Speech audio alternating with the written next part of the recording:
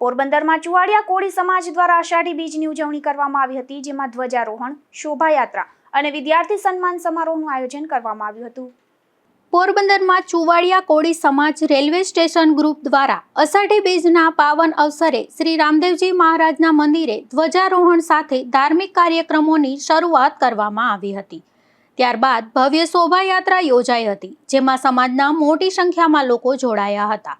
આ કાર્યક્રમ દરમિયાન ધોરણ 1 થી લઈને ધોરણ 10, 12 તેમજ વિવિધ ડિગ્રીમાં સફળતા મેળવનાર વિદ્યાર્થીઓનું શિલ્ડ અને ગિફ્ટ આપી સન્માન કરવામાં આવ્યું હતું.